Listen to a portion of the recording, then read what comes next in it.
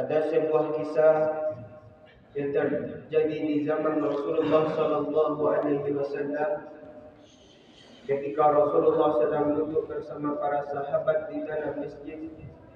Tiba-tibalah seorang laki-laki Arab Badui menangis memasuki masjid sehingga Rasulullah bertanya, "Wahai pemuda, apakah yang menyebabkan engkau menangis terseduh-seduh seperti ini?" Kemudian pemuda tersebut menjawab, "Ya Rasulullah, aku menangis seperti ini. Ayah saya telah meninggal dunia dan tidak ada kain kafan serta orang menyolatkan tidak ada." Lantas Rasulullah menyuruh Abu Bakar dan Umar mengikuti pemuda tersebut supaya melihat keadaan ayah pemuda yang telah meninggal tersebut. Setelah sampai di rumah pemuda, kemudian Sayyidina Umar dan Abu Bakar melihat bahwa wajah ayah pemuda tersebut telah berubah menjadi babi hutan yang hitam. Kemudian mengadu lagi kepada Rasulullah, "Ya Rasulullah, kami telah melihat ayah pemuda tersebut wajahnya telah berubah menjadi babi hutan yang hitam." Kemudian Rasulullah pun pergi ke rumah pemuda tersebut. Setelah itu Rasulullah berdoa untuk ayah pemuda tersebut dan wajahnya kembali seperti wajah manusia. Kemudian ketika dimandikan juga kembali lagi wajahnya seperti babi hutan yang hitam. Setelah itu Rasulullah kembali berdoa dan seperti wajah manusia lagi. Ketika hendak dikuburkan, Allah menukar lagi wajah ayah pemuda tersebut seperti babi hutan yang hitam.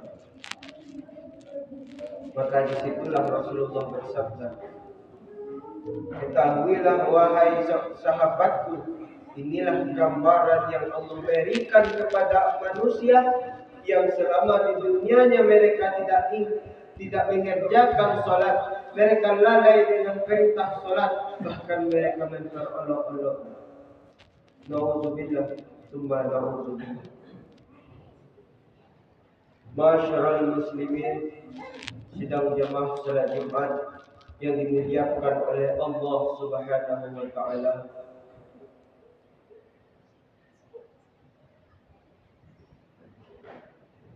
Bahwa Rasulullah sallallahu alaihi wasallam pernah bersabda, kata Rasul, "Man taraka salatan muta'ammidan faqad kafara jiharan."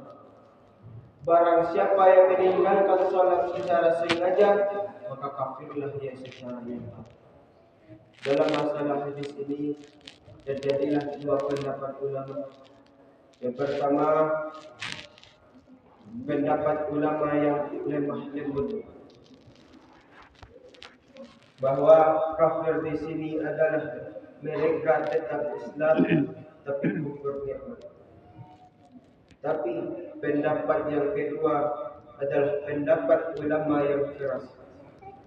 Mereka berpendapat bahwa kafir hadis tersebut adalah kharijun anil millati, yaitu keluar dari Islam. Lalu bagaimana jika orang tersebut meninggal dunia? Kata ulama yang keras ini, mereka tidak layak disolatkan, mereka tidak layak untuk dimandikan, mereka tidak layak untuk dikafankan, mereka tidak layak untuk dikebumikan di pemakaman umum. Masyarul muslimin, hamba Allah dimuliakan oleh Allah Subhanahu wa taala. Ada sebuah kisah juga yang terjadi di zaman Rasulullah sallallahu alaihi wasallam.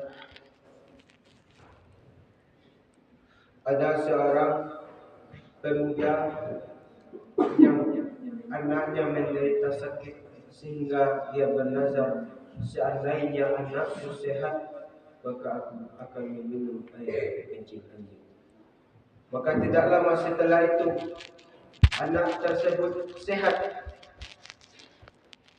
Maka kebingunganlah pemuda tersebut bagaimana cara membayarkan nazar, sedangkan meminum air kencing anjing adalah najis.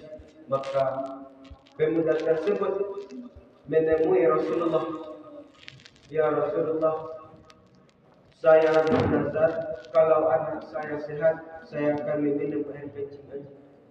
Dan anak saya telah sehat ya Rasulullah. Dan bagaimana saya membayarkan nazar saya tersebut?" Kemudian Rasulullah menjawab, "Pergilah engkau keliling kampung, carilah di kampung tersebut sebuah rumah yang di dalam rumah tersebut tidak ada orang yang melaksanakan sholat satupun, maka tampunglah air yang turun dari atapnya dan minumlah, maka sungguh sama telah meminum air kencing." Na'udzubillah. Dan inilah Allah